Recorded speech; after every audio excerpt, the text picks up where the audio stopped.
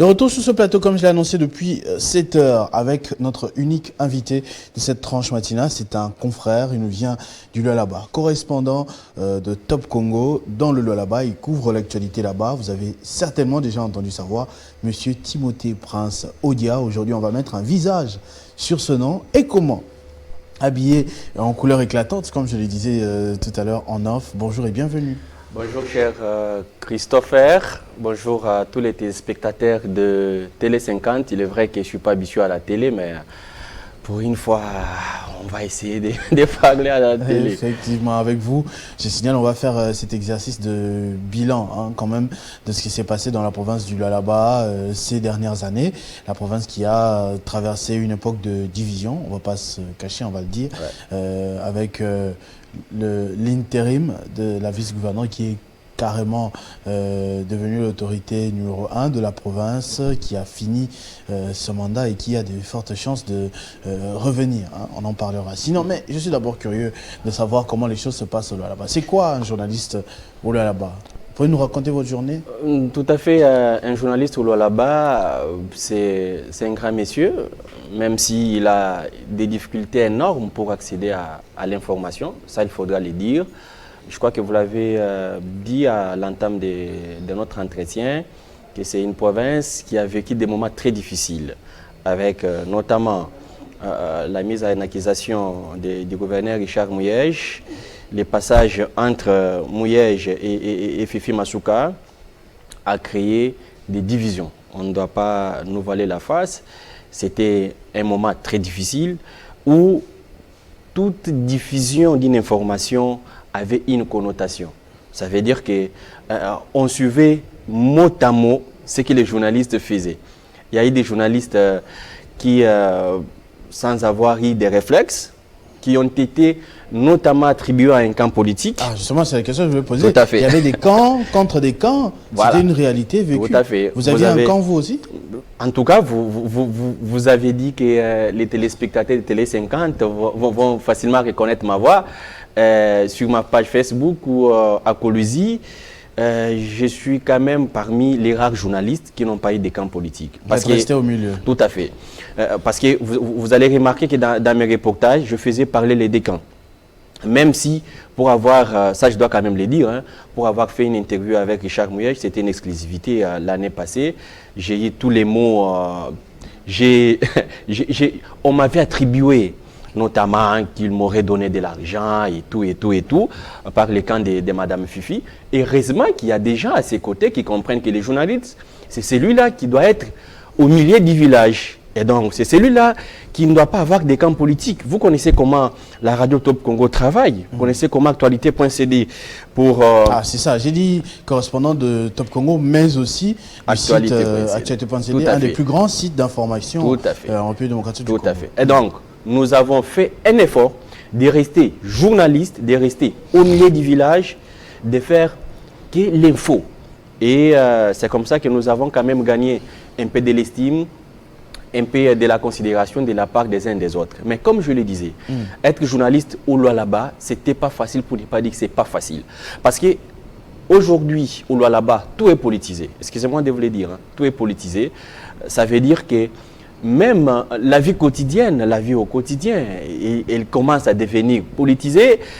C'est-à-dire que la vie au quotidien devient politisée? Je veux parler par exemple, pour avoir dit qu'il n'y a pas de l'eau dans tel quartier, pour avoir dit que dans tel territoire, il se pose un problème d'infrastructure. Il y a des gens, les Atalakou, les gens qui pensent que ce sont les ayants droit, qui vont interpréter ça autrement. Alors que vous remontez l'information pour que le gouvernement puisse agir. Et donc vous aidez d'ailleurs le gouvernement. C'est même ça le rôle d'un journaliste. Mais vous avez ceux-là qui sont au pouvoir. Certains qui sont proches de la gouverneure intérimaire Fifi Masuka, qui ne tolèrent pas que les journalistes puissent faire ce travail-là, d'informer objectivement. Ils vont vouloir que tu applaudisses, même là où il y a du noir. Et ça fait également que dans certains domaines, les choses n'ont pas pu bien évoluer, même s'il y a beaucoup d'avancées significatives dans cette province du Lualaba. Quel genre d'avancées? Vous avez, par exemple, dans les domaines des infrastructures, vous avez des routes qui sont construites à Coluzi, vous avez de l'eau dans certains quartiers où il n'y avait pas de l'eau, vous avez de l'énergie dans certains quartiers, même s'il se pose un problème. Et là, je voulais par exemple parler du ministère de l'énergie et transport, piloté par Maître Damien Pichunda. On va faire vraiment on va y revenir. Bilan des ministères par ministère, voilà. si possible. Hein, mais ce que je voulais dire, c'est qu'il y a des avancées significatives dans la province du Lualaba. Richard Mouyej a fait sa part. Richard Mouyej a donné un ton. Il a donné l'ego. Et après son départ, parce qu'officiellement, il a démissionné l'année passée. Mais avant de démissionner, avec tout ce qu'il a connu, il y a la dame qui a fait l'intérim. Et la dame a également 3 ans, c'est ça? C'était 2 ans et demi. Okay. La dame également fait presque 2 ans et demi. Mais la dame également a beaucoup fait. Malgré les combats entre-temps. Oui, malgré les combats politiques. Elle combattait. Malgré les combats politiques, que je ne voudrais pas vraiment entrer là-dedans. C'était vraiment des coups durs. Hein. Oui, c'était des coups durs. Régulièrement des émissions. C'était des coups durs. Des dénonciations des deux côtés. Voilà. Malheureusement, il y a des gens qui ont profité de ces conflits politiques, entre guillemets, entre Richard Mouyej et Fifi Masuka pour se faire de l'argent, pour se faire des noms, il y a des gens qui se sont permis d'insulter les notables Lualabé, il y a des journalistes qui se sont permis de ne plus être journalistes parce qu'ils ont pris position d'un camp politique, il y a des journalistes qui se sont enrôlés dans des partis politiques, donc on a assisté à beaucoup de choses, mais la tempête pour le moment, elle est calme. La province se porte mieux qu'il y a 5 ans. Il y a eu un avant et un après ce moment quand même au Lualaba. Tout à fait, il y a un avant, il y a un après. Et ce qu'il faudra noter, c'est que la province, elle est riche et tout ce qu'il faudra faire, c'est de bénéficier au grand nombre de Lualabé ces richesses-là. Elle est riche et considérée comme... on va dire un poumon quand même de l'économie en République démocratique du Congo. Parfois, on a accusé les autorités, je ne vais pas les citer, les membres du gouvernement, d'aller régulièrement là-bas qu'ailleurs. Tous les ministres sont en mission là-bas. Pourquoi vous n'allez pas au Bandundu, au Kassai? Pourquoi vous allez toujours là-bas? Ça se disait là-bas aussi. Ça c'est vrai. Ça se disait. J'ai quand même mis à couvrir beaucoup d'activités des ministres nationaux qui venaient, même des députés, des députés nationaux, même des députés d'autres provinces venaient régulièrement au Lualaba. Bon, il y a les slogans province pilote, peut-être c'était également pour apprendre comment les choses se faisaient là-bas. On peut toujours copier ce qui est mieux fait, mais ce qu'il faut reconnaître ici, cher Christopher, c'est que les Lualaba, selon moi, parce qu'il est vrai que je couvre pour les deux médias l'actualité dans les Lualaba, mais je travaille également dans les Haut-Katanga. Je couvre également dans les Hauts-Lomami. Donc j'ai quand même le temps d'aller à Kalemi, de voir ce qui se passe. Issu du coup, mesurer, comparer. Oui, bien que basé à Kolwezi ou Lualaba. Et donc, quand vous avez d'abord l'espace Katanga, la province qui a beaucoup avancé sur presque tous les plans, c'est les Lualaba. Malgré la tempête qu'on a connue, mais quand vous arrivez à Kolwezi, vous vous dites, il y a 2 ans, il y a 3 ans, il y a beaucoup d'avancées significatives dans cette ville. Par rapport aux autres provinces, c'est-à-dire Tanganyika, Hauts-Lomami, Haut-Katanga. Le Lualaba fait même mieux que le Haut-Katanga, à votre avis? Oui, le Lualaba fait largement. Largement d'ailleurs. Ok. Ouais. Parce que je prends un exemple. Dans les Hauts-Katanga, vous avez même des ministres qui sont impayés. Dans les Hauts-Katanga, vous avez des agents du gouvernement qui ne sont pas payés. Dans les Hauts-Katanga, qu'est-ce qui a été mieux fait que dans les Lualaba? Il est vrai que les gouverneurs avec qui je collabore très bien, parce que je fais très attention à ce que je dis, comme je le disais, on veut tout politiser. On va dire, les groupes du Haut-Katanga, c'est vraiment... Moi, on s'est connu avec lui avant qu'il soit gouverneur. On a eu de très bonnes relations avec lui jusqu'à aujourd'hui. Je dis pas comparativement. Comparativement, vous savez qu'aujourd'hui, les gisements miniers les plus importants du pays se trouvent au Lualaba. Les grandes entreprises minières, c'est au Lualaba. Quand vous avez la Sicomine, vous avez TFM, vous avez Kamoa, excusez-moi, vous avez Kamoa, vous avez Comus, mais les sous-traitances. Mais vous avez autant d'entreprises au Lualaba. et ça contribue énormément au budget de l'État. Alors, on va faire une toute petite pause, le temps de prendre la minute d'information avec Christian Kalonji de l'autre côté et revenir pour essayer de voir un peu secteur par secteur ce qui a marché, ce qui n'a pas marché, ce qu'il y a à améliorer. Timothée Prince Odia. D'accord, merci. Christian Kalonji, rebonjour et bienvenue pour la dernière minute d'information de cette tranche matinale. Bonjour Christopher, bienvenue à tous, madame, monsieur.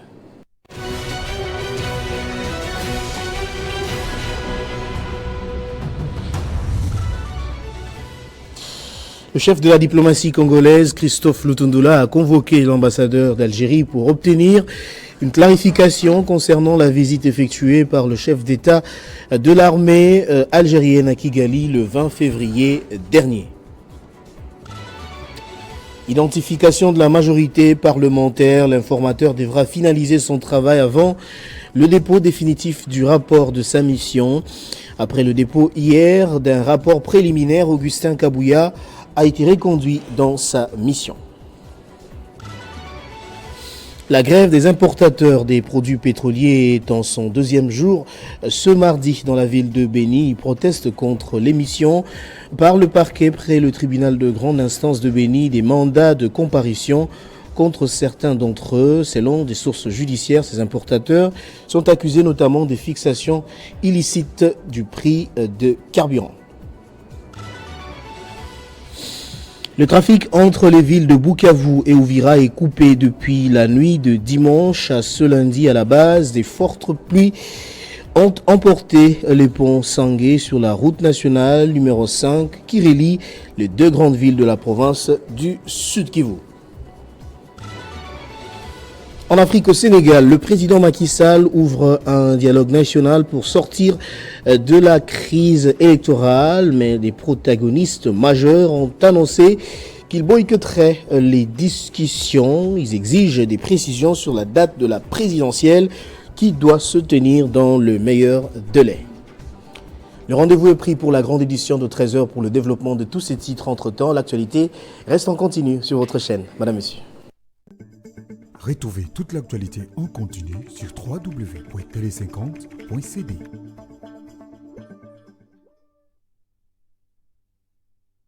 Sur ce plateau, nous étions avec Timothée Prince Odia, journaliste correspondant des médias Top Congo et Actualité.cd dans le Lualaba. C'est là qu'il couvre l'actualité régulièrement. Bon, dans l'espace Katanga, mais spécialement dans le Lualaba. Et avec lui, nous parlons de ce qui s'est passé durant ces 5 dernières années. On va commencer secteur par secteur, hein, comme vous essayez déjà de le dire. Moi, quand je vois Lualaba, je vois Kolwezi, directement, je pense à cet aéroport. Ouais. Ça, c'est une très grande œuvre. Tout à fait. Ça sera, selon moi, je ne suis pas expert en la matière, mais ça sera les tout premiers aéroports de la RDC. Parce que c'est un aéroport qui répond aux normes internationales, mais également où c'est là, mieux que nous, bien sûr, où c'est là qui ont conçu les projets. Je ne voudrais pas polémiquer là-dessus. C'est des gens qui ont mis les cœurs. Vous savez que quand on veut mieux faire, on peut mieux faire dans ces pays. J'ai vu une polémique à un moment que non, le toit avait sauté. Ce qui est tout à fait normal. C'était une information vraie. Moi-même, je m'étais rendu à l'aéroport dans la matinée. Je l'avais constaté, même s'il y a ceux-là qui voudraient dire autrement les choses. Mais c'est une œuvre humaine. Ça peut arriver. Vous savez qu'aux alentours de l'aéroport, il n'y a pas assez d'arbres. Et donc, c'est normal que quand il y a un vent fort, ça pouvait emporter la toiture, mais ça a été très vite réparé. Et aujourd'hui, les travaux sont presque à terme et ça sera un grand bijou. Il y a une date d'ouverture et tout ça? Pas encore. Ce n'est pas encore fixé. Il est vrai qu'on parlait qu'on pouvait finir ça en début de cette année, mais il y a encore quelques petits travaux de finition qui sont encore en cours. Alors, partant des routes que vous avez évoquées tout à l'heure, de l'énergie, l'eau arrivée à plusieurs endroits, ces infrastructures telles que cet aéroport, est-ce qu'on peut conclure que le bilan du gouvernement provincial sortant, on se dit que ce n'est pas ce gouvernement qui était là depuis le début, à un moment il y a eu un remaniement. Oui. Hein? C'est possible de dire que c'est positif? Oui, je l'ai dit au regard des éléments. le gouvernement provincial a un bilan positif. Parce que vous avez des personnes, il est vrai qu'il y a eu aussi des ministres et des commissaires qui n'ont pas été à la hauteur de leur tâche. Mais au sein de ce gouvernement, vous avez également des dames et des messieurs qui ont fait un travail remarquable. Quand vous prenez par exemple la commissaire du genre famille enfant, Madame Nathalie Lundangandou, cette dame est arrivée certes dans ces commissariats. C'était à l'époque, c'était en 2018 avec Richard Mouyej qui avait fait confiance en elle et les membres de l'UDPS. Mais elle est peut-être la seule ou les rares à avoir parcouru les 5 territoires de la province du Lualaba. Elle a rendu fière la femme lualabaise. Elle a été au four et au moulin. Vous savez qu'au Lualaba, il y avait à l'époque une sorte de négligence en ce qui concerne les genres, que ce soit dans la prise des décisions, mais également que ce soit la vie quotidienne. Mais depuis sa prise de ces commissariats, elle a été à Dilolo. Elle a été, et même les journées, comme on l'a dit, les journées célébration, les 8 mars, journée de la jeune fille, journée, la plupart de ces journées-là, elle les organisait à l'intérieur. Elle aimait bien apprendre qu'est-ce qui se passe avec la femme rurale. Vous allez voir Nathalie Lundangandou, à chaque fois qu'on parlait présumé violaire, présumé violence, il y a eu ceci, il y a eu cela, elle était au four et moulin pour s'imprégner. Pas plus tard tous les 5 territoires. Tous les 5 territoires. Elle a été à Lubudi, elle a été à Muchacha, elle a été à Dilolo, elle a été à Sandoa, elle a été à Kapanga. Et vous allez voir que la dame, partout où elle était en train de partir, en fait, là où elle partait, elle s'est comportée lorsqu'il s'agit de faire les choses comme une femme rurale, elle le faisait. Vous allez voir, malheureusement, les images posent un petit souci. Vous allez voir la femme avec, soit une calebasse, soit... elle se comporte vraiment en une femme rurale. Elle, même l'accoutrement, une façon de dire que nous, là, il est vrai que nous sommes ministres, nous sommes commissaires, mais vous n'êtes pas différentes que nous. C'était un message fort que la dame était en train de lancer à la femme rurale. Et à Kolwezi, pas plus tard, j'étais en train de vouloir le dire, pas plus tard qu'il y a 5 jours, donc c'était le vendredi, il y a une femme mariée âgée de 26 ans qui a été violée sexuellement par des délinquants. Elle revenait du quartier latin, elle partait chez elle, c'est quartier Kassolo, c'est dans la périphérie de Kolwezi. Elle a croisé des jeunes délinquants qui avaient des machettes. Système Kuluna aussi commence un tout petit peu à prendre l'ampleur au Lualaba. Et c'était sous une petite pluie. Ces jeunes garçons se sont permis de violer à tour de rôle la femme là. Mais aussitôt informés. Et plus grave, on a violé la femme, mais en même temps, ils ont utilisé le téléphone de la femme pour filmer et balancer dans les réseaux sociaux. C'était gravissime. Aussitôt informé, Nathalie Lundangandou a tout fait en collaboration avec les ministres de l'Intérieur et Sécurité de Oda Kapenda, qui fait également un travail remarquable là-bas. Malgré les Kuluna. Malgré... non, mais c'est un système qui s'explique. Je crois que je vais vous expliquer d'un moment à l'autre. Okay. Alors, elle a tout mis en œuvre, ses services, ses conseillers et les chefs des quartiers et les autres, pour mettre la main sur les présumés violeurs. Quelques heures après, effectivement, les présumés violeurs ont été arrêtés. Au moment où je vous parle, il y a un procès qui va démarrer dans les heures qui suivent parce que c'est intolérable. Bref, c'est une femme qui a beaucoup fait. Non seulement au sein du gouvernement, et aujourd'hui, s'il faudra dire gouvernement provincial, parmi les femmes qui ont eu à travailler, parce que vous l'aviez dit, il y a eu un petit réaménagement, parce que le thème remaniement fait mal constitutionnellement. On veut parler des réaménagements, mais il y avait quand même des femmes qui ont été là avant elle, et il y a également des femmes qui sont également dans le gouvernement, mais cette dame a beaucoup fait. Aux côtés de Fifi Masuka, qu'elle ne cesse de citer à toutes sorties médiatiques, qu'elle ne cesse de recevoir des instructions et elle essaie d'appliquer. Mais j'étais en train aussi de dire, au-delà du gouvernement provincial et les membres de l'IDPS, elle a également beaucoup fait pour les partis. Tel que vous avez le siège de l'IDPS Kolwezi 1, Fédération Kolwezi 1. C'est un joli siège qui a été érigé en pleine ville de Kolwezi. Elle a dépensé au-delà de 50 000 $ pour ce siège-là. La location, elle a meublé ses sièges, elle a beaucoup fait. pour la fédération Kolwezi 1. Vous vous imaginez? Et ça, c'est les partis qui pouvaient cotiser, parce qu'au sein du gouvernement, elle n'est pas la seule. Elle n'est pas la seule qui représente l'IDPS. Il y a également bien d'autres que je ne vais pas citer ici. Mais elle s'est dit, pour l'honneur de mon parti, je vais mettre la main à la pâte, je vais donner un siège digne. Parce que l'IDPS n'avait pas de siège à Kolwezi, l'IDPS n'avait pas des sièges là-bas. Ils ont trouvé un endroit à côté cité Manika, mais qui ne reflétait pas l'image de l'IDPS, parce que c'est quand même un parti présidentiel, c'est quand même un parti au pouvoir.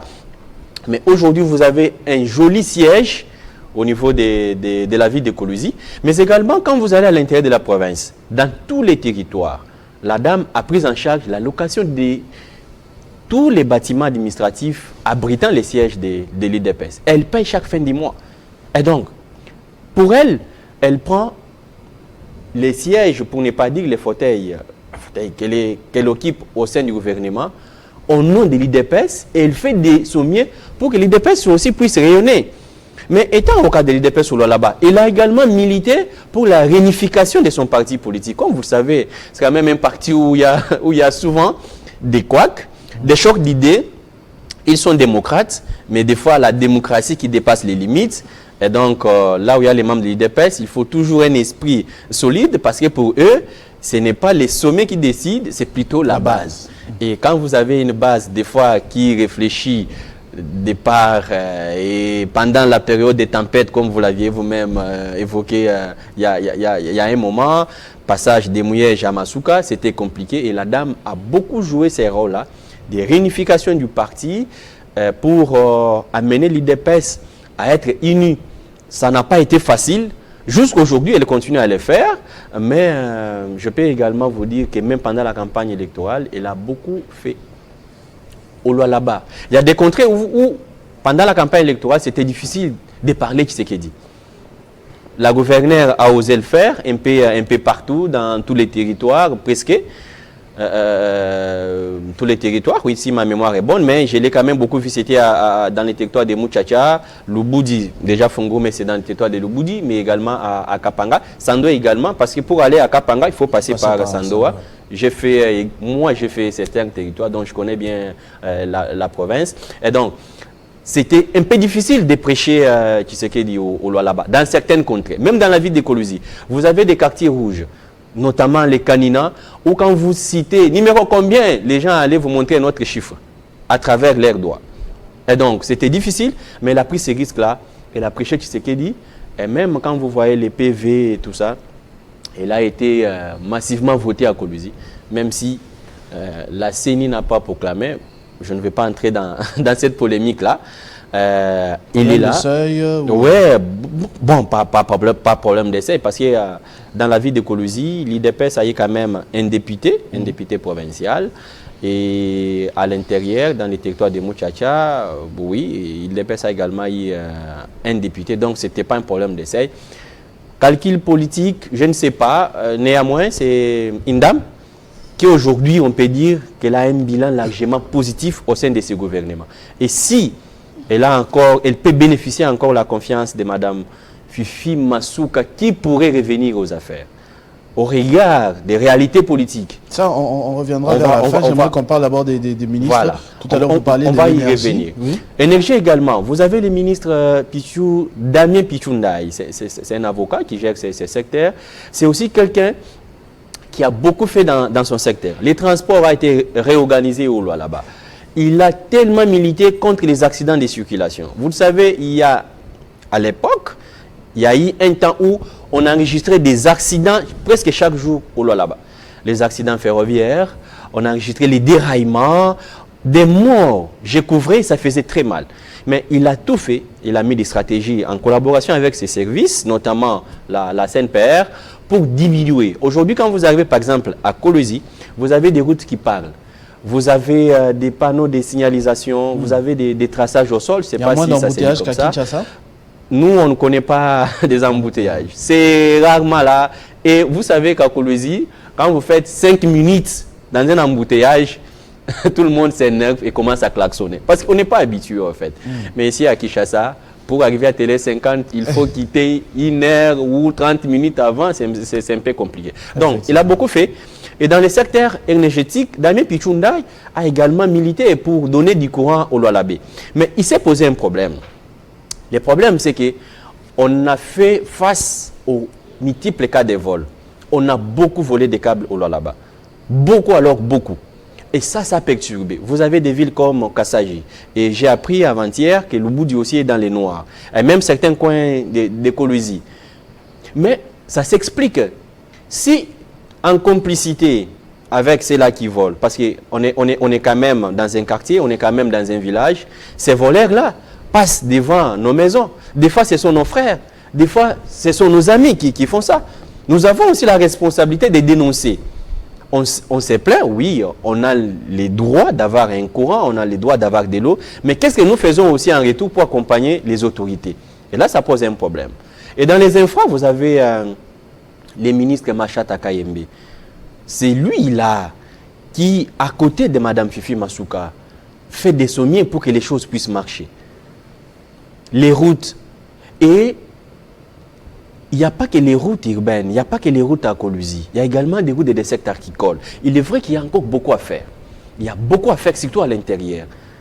Quelques routes des secteurs agricoles qui ont été construites, mais également réaménagées. Des ponts servent aujourd'hui à ce que la province puisse avancer. Mais il y a encore beaucoup à faire. Et nous espérons que dans les années qui suivent, pour ne pas dire dans les mandats à venir, c'est lui ou celle qui va gérer la province doit se concentrer à l'intérieur de la province, qu'à Kolwezi, où déjà il y a quand même des avancées significatives. Les commissaires des affaires foncières, je voulais également parler de lui. Oui, bon, avant d'arriver à lui, oui, il y a un autre. Parce que tous ceux que vous avez cités jusque-là, j'ai entendu un problème qui revient toujours. La sécurité. Ouais. On viole les gens dans la rue, le Kuluna monte, on vole les câbles, c'est aussi des problèmes de sécurité. Mais comment vous jugez son bilan à lui positif? Qu'est-ce qu'il a fait de positif à votre avis? Deoda Kapenda Wakapenda, parce que c'est de lui qu'il s'agit. C'est d'abord un ancien maire adjoint de Kolwezi. Il a été assistant principal de Richard Mouyèche dans les 5 précédentes années, donc de 2018 à 2000, qu'est-ce que je vais dire? De 2015. 15 à chose... 2019. Tout à fait. Et c'est quelqu'un qui connaît, qui maîtrise la ville de Kolwezi et la province du Lualaba.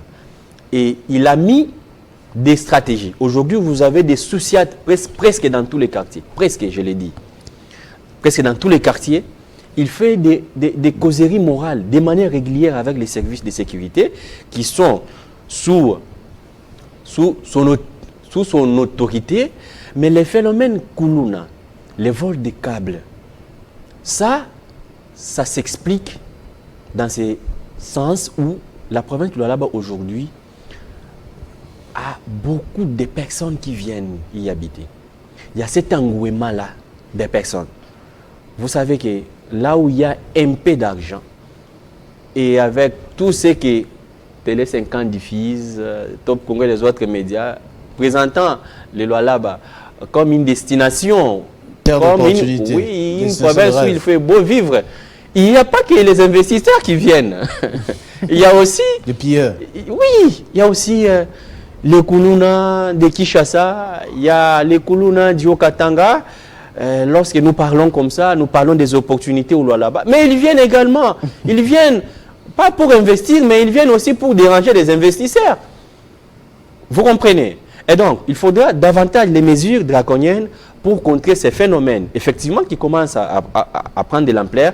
Mais vous n'allez pas oublier qu'il y a eu un phénomène, ce phénomène qui avait encore pris de l'ampleur il y a quelques années. Et on avait initié une opération consistant à mettre en déroute les délinquants. Vous vous rappelez de l'histoire de Kanyamaka CC, parce que Télé 50 diffuse beaucoup d'éléments du Lualaba. Ça avait fait une tollée. Mais aujourd'hui, ça reprend. On veut que les choses changent, mais quand on va encore initier une opération du genre, ça va encore créer des remous et tout. Mais nous estimons que les stratégies vont davantage se peaufiner pour non seulement renvoyer ces gens-là à Kanyamaka CC, mais également ils peuvent être rééduqués au niveau de la province du Lualaba. D'ailleurs, je vous informe qu'il y a non seulement des orphelinats qui sont construits par le gouvernement provincial, mais il y a également un projet de récupérer tous ces enfants de la rue qui pour la plupart sont un peu jeunes. Hein. Là-bas, on n'a pas assez de grandes personnes. C'est beaucoup plus les jeunes et les petits-enfants qui seront récupérés pour pouvoir être aller dans ce centre-là. Alors, vous parlez des affaires foncières. Voilà. Les affaires foncières, urbanisme et habitat. Là, on a Jean-Pierre Kalinga Mupatayi. Il a rejoint le gouvernement lors du remaniement qui date d'environ 2 ans. Quand il est arrivé aux affaires, les Lualaba enregistraient des centaines de cas de conflits fonciers. Juste parce que les services des cadastres et les services des titres immobiliers, qui sont les services qui accompagnent les ministères des Affaires foncières, urbanisme et habitat, pour ne pas dire également l'habitat et l'urbanisme, qui sont au niveau des colosies, des divisions provinciales, on a retrouvé qu'il y avait un désordre. Il y avait un désordre. Vous avez des agents qu'on appelle agents fictifs qui ne se présentaient pas au travail. Mais au moins, ils avaient le temps d'aller sur le terrain. Ils pouvaient vendre une parcelle à 2 ou 3 personnes.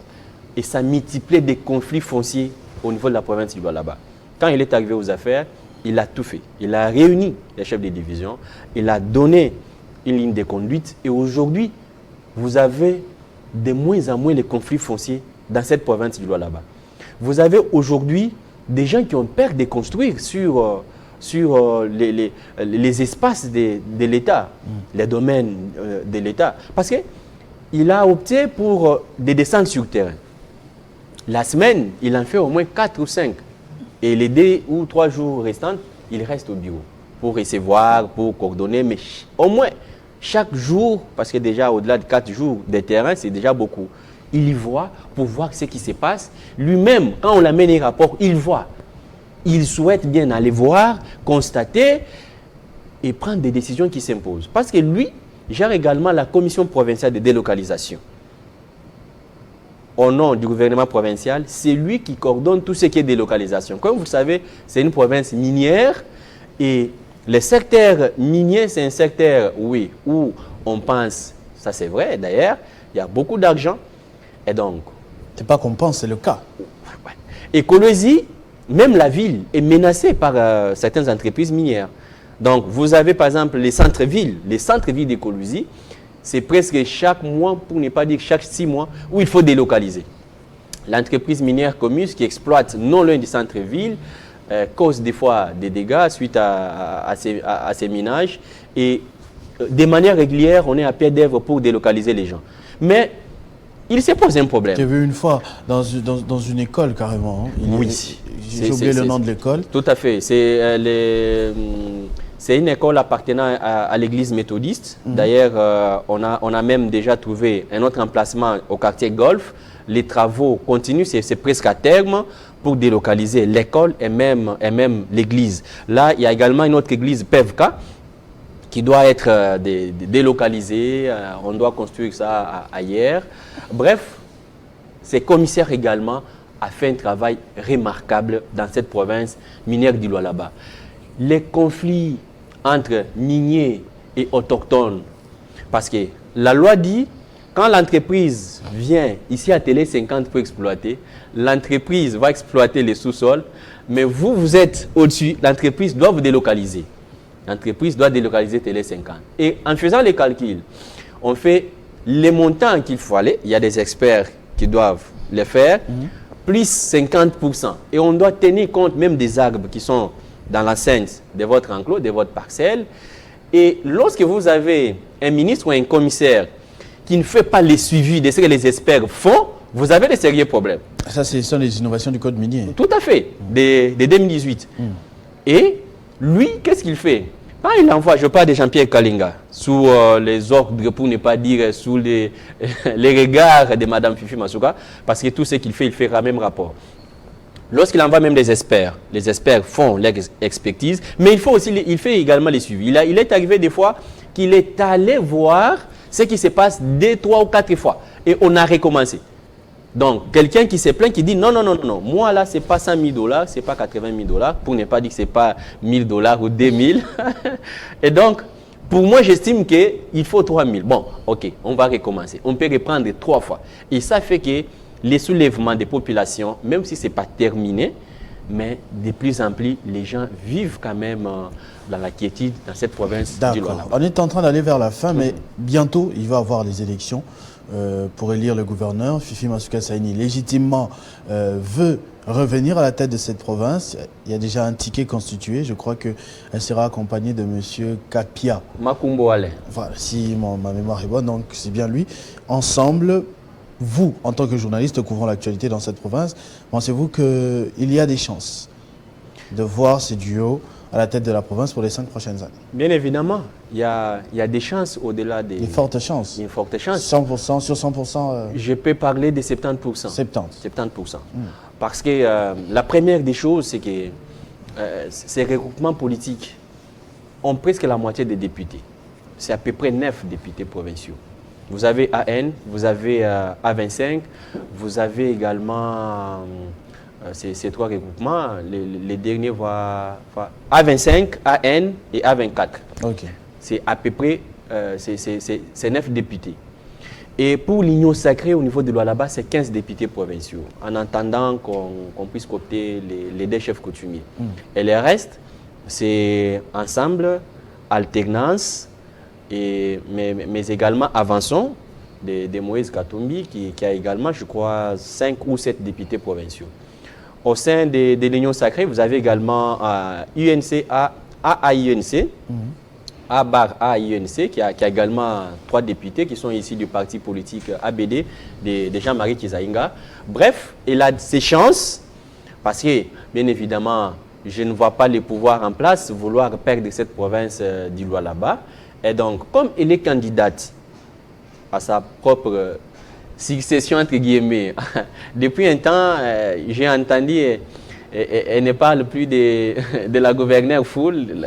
Dans les interviews ici à Kine et même à Colosie, elle parle de la vice-gouverneure. Ça j'ai aimé. Pourtant, il y a une certaine époque, moi, quand j'ai diffusé mes infos à Top Congo, certains de ses proches, non, il faut appeler maman gouverneur, il ne faut pas des histoires là-bas de vice-gouverneur ou gouverneur intérimaire. Bon, c'était juste un jeu de mots, mais j'ai quand même aimé qu'elle-même, à l'Assemblée nationale, elle a accordé une interview, elle a dit vice-gouverneur. Quand elle est arrivée à Colosie, elle a dit vice-gouverneur, j'ai dit waouh, la politique, elle est bonne là.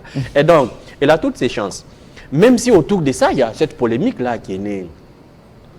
Gouverneur et vice-gouverneur élus une fois, renouvelable une fois au fait. Élu pour un mandat de 5 ans renouvelable une fois. Bon, ce sont des juridiques, des juristes qui peuvent faire ces débats. Mais en tant que journaliste, je me dis, Fifi Masuka avait fait 3 ans et non 5 ans avec Richard Mouyej. Et les mandats dont on parle la Constitution, c'est un mandat de 5 ans. Là, on parle de 3 ans. Et donc, directement, c'est... Caduc. Ouais.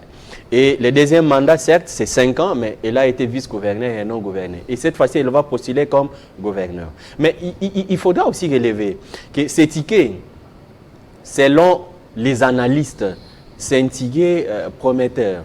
Beaucoup plus parce que quand vous voyez son colistier, Maître Alain Kapiama Kombo, qui a d'ailleurs été élu député national pour les comptes du regroupement politique, je crois, c'est A24, si ma mémoire est bonne. C'est quelqu'un qui maîtrise aussi les sillages politiques. Il a embrassé la carrière politique depuis 2006 dans la ville de Lubumbashi. Il a fait ses prouesses et il a fait ses preuves. Alain Kapia, par exemple, vous savez qu'il a été candidat en 2011, en 2018, il n'a pas été élu, mais il a été patient. Il a été patient, il a travaillé dans l'ombre. Il a été dans les cabinets de l'ancien gouverneur Richard Mouyej, cabinet juridique. En fait, il a été parmi les avocats de la province. Il a travaillé dans cette province, il connaît. Mais il est également ici d'une communauté qui a fait beaucoup. J'ai vu sur Télé 50 certaines déclarations de cette communauté, Lonzolo Amikuba, qui est une grande communauté dans cette province. Il doit là-bas. Je ne dis pas qu'elle est la plus grande que les autres. Moi, je ne suis pas dans cette polémique. Qui est une grande communauté dans cette province du là-bas. Et cette communauté voudrait que l'un d'entre ses enfants soit à la tête de la province. Et donc, le fait d'avoir choisi Alain Kapiama Kombo pour pouvoir être colistier de Fifi Masuka, je crois que c'est un très bon calcul politique, mais également un très bon calcul pour apaiser toutes les communautés, afin que la province du Lualaba puisse aller de l'avant. Et moi, j'ai toujours été contre à ces gens-là qui sont aux alentours des autorités, mais qui ne disent pas la vérité. Et ça fait que les lois là-bas, à un certain moment, ne puissent pas avancer. Vous avez une autorité, vous êtes conseiller, vous êtes chargé des communications, vous êtes. Ayez le temps de dire la vérité à l'autorité. Et moi, j'estime que même la gouverneure du Lualaba, la gouverneure intérimaire, la vice-gouverneure, a été aussi victime de ces pratiques-là. Ça veut dire que les gens qui l'entourent ne font qu'applaudir. Maman, maman, maman, maman. Oui, c'est notre maman à tous, mais il y a eu des choses qu'on pouvait dire, maman, vous savez, telle chose, est-ce que vous pouvez? On ne dit pas que vous allez imposer à l'autorité, mais quand même, vous proposez. Vous sentez qu'il y a eu des erreurs, des petites erreurs dans la gestion ou dans la manière de faire les choses, mais quand vous essayez d'aller en profondeur, vous sentez que ce n'était pas elle. Mais il y a eu des gens qui l'ont encouragé à faire ça, à ne pas faire ça, et ces gens-là qui tirent des dividendes. Au détriment de la province. Au détriment de la province. Parce qu'aujourd'hui, quand vous allez, par exemple, dépasser Moussumba, chez Kagle c'est dans les lois là-bas. Quand vous allez chez Kagle, moi j'y étais, vous avez encore des villages, des grands villages, où vous n'avez même pas un moulin, mais vous êtes au lois là-bas. Quand vous allez, vous dépassez, quand vous allez sur l'axe Lubudi, vous avez certains villages, quand vous y arrivez, vous posez des questions. Je suis encore au Lualaba ou je suis ailleurs? Mais quand les gens veulent parler du Lualaba, notamment les communicateurs, certes, ils font leur travail, mais vous avez l'impression que c'est un paradis. Vous avez l'impression que nous tous là, et donc nous tous là, on ramasse les minéraux, on vend, on se paye des vestes et tout ça. Et des fois, je viens à Kinshasa régulièrement, quand je viens de l'aéroport, quand je parle un peu du Swahili, toi Katanga. Donc il pense vraiment que tu as tout ce qu'il faut et tout. Le cobalt dans la poche. Oui, mais c'est aussi bien. Mais il faudra que pour les 5 prochaines années, que ceux-là qui vont gérer la province du Lualaba puissent être bien entourés. Pas à 100%, mais qu'ils fassent un bon choix. Des conseillers en communication, des conseillers en telle matière. Vous savez qu'avec aussi l'avènement d'un confrère qui gère maintenant la direction des communications là-bas, il y a également des avancées significatives dans le secteur communicationnel. Même si déjà avec mon collègue Josué Mouyumba, qui est d'ailleurs journaliste à Télé 50, faisait déjà plutôt un travail remarquable. Il a vendu l'image de cette province. Il a été à tous les fronts, Josué Mouyumba, celui-là. Il peut mourir pour maman. En tout cas, il a tout fait. il a beaucoup travaillé. Il appelle Marie-Thérèse. Ouais, la Jeanne d'Arc, avec ces mots-là. La Jeanne d'Arc dit là-bas. Alors, Jean Katunga, qui était à Digital, je crois que vous le connaissez, qui gère maintenant la direction des communications, il a instauré les systèmes. Genre, on peut copier ce qui est bien fait. Jacques Patrick Mouyaya, de manière régulière, il rend compte de la gestion du gouvernement provincial. D'ailleurs, c'était prévu, malheureusement, c'est déjà un gouvernement réputé des missionnaires. On devrait continuer à recevoir aussi des ministres à ses côtés pour poser des questions. Parce qu'aujourd'hui, à l'entame de cette émission, je vous l'ai dit, au Lualaba, l'information, au moins lorsqu'il s'agit d'une manifestation, non, on va inaugurer ça, là, on veut qu'on en parle. Mais il y a des questions taboues au Lualaba. Il y a eu à l'époque, même maintenant, il y a dans certaines régies financières où vous avez des gens qui ne gèrent pas bien. Mais lorsque les journalistes tombent sur une telle information, ça devient tabou, il devient un homme à abattre. Quelque chose qu'il faudrait éviter. Quelque chose qu'il faudrait éviter. Parce que, tout à fait. Les journalistes, celui-là ne doit faire que son travail. Comme on le dit, les journalistes n'est pas ami de quelqu'un. Quand vous faites bien ce que vous devez faire, quand vous êtes autorité, vous n'êtes pas pour votre propre famille. Vous gérez la chose publique. Et nous avons l'obligation de vous dire, messieurs, ce que vous faites là, c'est pas bon. Ce que vous faites là, c'est bon. À travers nos reportages. J'ai eu à diffuser certains reportages, et puis après, j'ai eu des menaces de mort. On m'a rappelé que je n'étais pas autochtone. On m'a rappelé. Mais ces reportages-là ont fait que la province puisse aller de l'avant.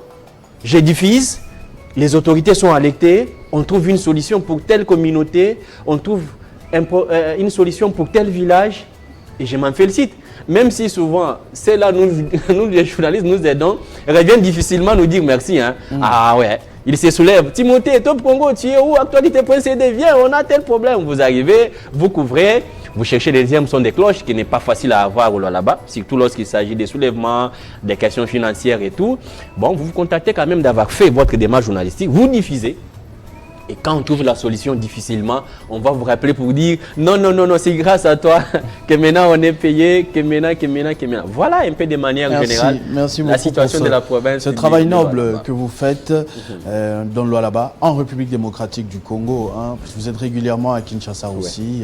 Vos reportages, on connaît. Je disais tout à l'heure que c'est une voix que vous connaissez. Aujourd'hui, vous avez vu dans son beau blazer jaune qui est Timothée Prince Odia, journaliste correspondant de Top Congo et Actualité.cd couvrant l'actualité au Lualaba. Merci beaucoup pour ce point en tout cas. On a défilé. C'est vrai qu'on n'a pas cité tous les ministres parce que le temps est reparti. Peut-être qu'on aura une autre occasion de refaire. Et les autres qui font également un travail remarquable. Il y a aussi celui des affaires coutumières, Daniel Malonda, j'allais oublier. Vous savez que là où il y a les mines, là où il y a les entreprises. Déjà terminé. Ok, mais là où il y a les mines, il y a les entreprises. Les chefs coutumiers veulent, et c'est un droit, ils doivent également avoir les dividendes. Mais ça posait des problèmes. Daniel Malonda a également beaucoup fait pour qu'on ait la paix dans ces secteurs-là. Ce sont des problèmes donc dépassés grâce à leur expertise. Merci beaucoup. Merci. Merci également aux téléspectateurs. Cher Christopher, pour l'invitation. Je suis très honoré. Il est vrai que j'aime pas trop la télé. Moi, j'aime la radio. Je me disais, mais aujourd'hui, là, avec toutes ces caméras-là, qu'est-ce que ça va faire? Mais vous voyez que c'est un dialogue parfait. Vous avez l'information. Tout à fait. Et ça s'est énoncé très facilement. Merci beaucoup à vous aussi de nous avoir suivis parce que ce 50 bonjour est terminé.